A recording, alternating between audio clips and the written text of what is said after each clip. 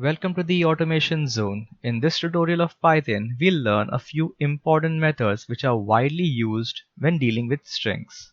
To begin with, let us first create a variable called str and let me assign this variable a value called hello world. I'll then go ahead and print this variable str. Upon running, you will see hello world being printed in the console below. Now the first command that we learn today is upper. As the command states, upper is used to convert each and every character in my string into an uppercase. If you see the output, you will see hello world all being printed in capital letters. The opposite of this is lowercase. This will convert each and every character to a lowercase character.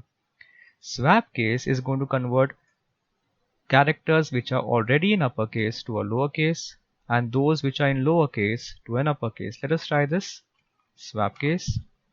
You see H and W which are originally in uppercase are now in lower, and the opposite of this is also true. Capitalize means the very first character will be in uppercase. The rest all characters are going to be in lowercase. Let us try this. Upon running, you would see only H is in uppercase. Rest all characters are in lowercase. Case fold is a much more stronger version of lowercase. Example, if I would do case fold for hello world, you would see hello world being printed in lowercase. The same thing is also true if I would use the lower method as well. However, if I use certain non-English characters such as this one right here, the lowercase would not have any effect. However, case fold being a much stronger version of lower would work in this particular respect. Hence, case fold is a good alternative in case you need to convert each and every character to a lowercase before comparison. The next method that we learn is strip. Strip is used in order to remove those annoying spaces which are before and after your string. Now, spaces can come due to a variety of reasons. For example, you are reading something from an application that has spaces, or you're taking an input from a user and the user types in his name Tom. However, he gives it with certain spaces which are after his string or before his name. Now in this case, you do not want these spaces to be present in your application. You just want the string which is Tom. In order to do that, you can use a keyword or you can use a method called strip. So what strip will do, it is going to remove these spaces which are before and after your string. Let me run this. You will see Tom being printed below without any spaces. If I would not use a method strip, you would see spaces which are before the string as well as after your string.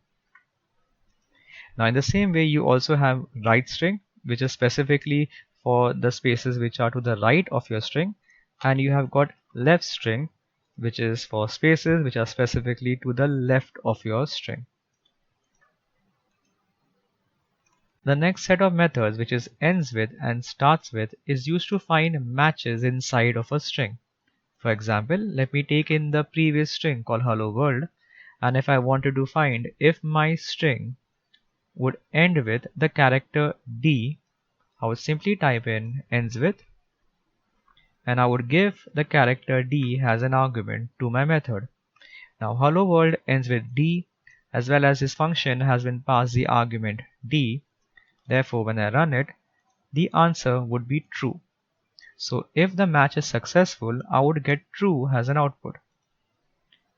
If the output does not match, for example, hello world here ends with R, the output would be false. I can either give one character, or I can also give a set of characters or a word. Let me run this. The answer is true. The opposite of ends with is starts with. So if I were to give the method starts with, it would check for the starting of the string. For example, if I were to give the character H, since hello world starts with an H, the output would be true. And just as your ends with, I can either give one character or a set of characters as well. As you see, the output here is true as well. The next method that we learn today is index. Now in our previous tutorial, we have learned that for splicing, we give these square brackets and we type in the index inside of it. For example, if I give the index 2, it is going to print the character at my second index. Strings starts from the 0 index, so H is 0, E is 1 and L is 2. Hence it is going to print L because L has the index 2. The opposite of this is indexes, where I give the character and I get the index of the first instance where it is found. Example, if I give index and if I give the character as O, the letter O, then where is the first instance of letter O? Let me check that. So H is the index 0, 1, 2, 3, 4. Hence I should get the output as index 4. As I can see, 4. Now in case I want to find the second instance, okay, then what I do is I can use the optional parameter which starts with. Now I know that O is already present in my 4th index, so I can tell Python to start searching from the 5th index. And if I run this, you shall see that the next O is found at my 7th index. In this way I can use index to find out if a character is present inside of my string or not. This is applicable not only for characters but also for letters as well. For example, if I were to find out the index of hello world and if I run it, you shall see that it is found at the 6th index. So if you type in a set of characters, it is going to give you where the match is found at the very first character. The next method for today is count. Count is used to check the number of times a character or a set of characters is present inside of your string. For example, let me change the method name to count and let me keep this to world. I know world is present only once in my string, hence I get 1. If I were to change the value inside of count to L, I know L character is present 1, 2 and 3 times inside of my string. Hence I should get the output as 3. If I type in something that does not exist at all, then it is going to throw for me 0 because the count is 0. So there are no errors. The next one is find. Find is similar to index. So let me try to find this particular part of my string, which is LLO. And let me change the method name to find. Now this is going to return for me the very first index where it is found. So LLO starts over here, right? LLO. In this case, the index is going to be 0, 1 and 2. Hence the index 2. Let me run this. I can see the index 2. I can either try to find a set of characters or a single character. Exactly same as my index with one difference. If I use the method index and the character was or the set of characters was not found, index will throw me an error, but find will return for me -1. As I see here, -1 is returned if the particular set of characters or character is not present inside of my string. Now the next set of methods are used to find out if all the characters inside of a string belong to a particular type. For example, just type in an is and you will see a whole range of methods here that all have a particular check. Depending on the check, they either return a true or a false. Let's see the first one, which is alphabet. Now isAlphabet is going to check if all the characters are alphabets or not. Now in my case here, I have a space as well. Therefore, if I run this, it's going to throw me a false. If there was no space, so I have all characters inside of my string, this is going to return for me a true. You can go ahead and check all the other methods as well as we're running short of time. And if you have any other questions in these methods, do comment below. I will help you out with that. The next method is len.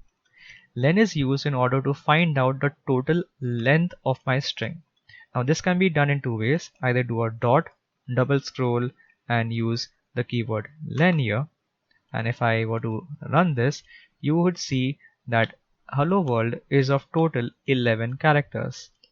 The other way to do so is by typing in the method called len and type in your string within the parentheses.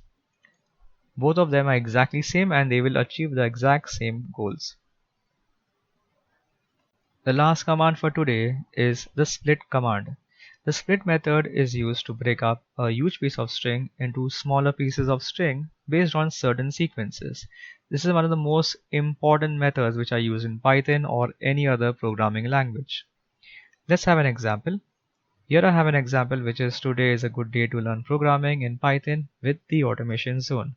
Now if I wanted to break this one string into smaller strings based on spaces, then I would do dot split, and inside of my parentheses I would give a space. So now if you see the output, I would have one string right here which is today, the other string is, the other is a, and they all are separated where it found a space. I could take one more example. If I were to type over here an ampersand sign, and if I would split it based on ampersand, therefore I would get only two strings. One is today is a good day to learn programming. The other is in Python with the automation zone. Let me run this. You will see there are two strings here. Today is a good day to learn programming. The next string is in Python with the automation zone. I can either specify one character or I can also specify a set of characters like so. They would also work. We run this. Now just note down one thing. If I'm splitting with a particular character, that character will not be present in the output string because it is used to split with that particular string. Also, the output of this are strings, but they are present in a different format, which is a list format. We'll look at what a list format is in our further tutorials. That is it for today's tutorial. It's been a very long tutorial. It's already 1:20 in the morning. If you have any questions with this tutorial, do comment below. I will help you out. If you like this video and this series, do like and share this video and subscribe to my channel. Thank you all for watching.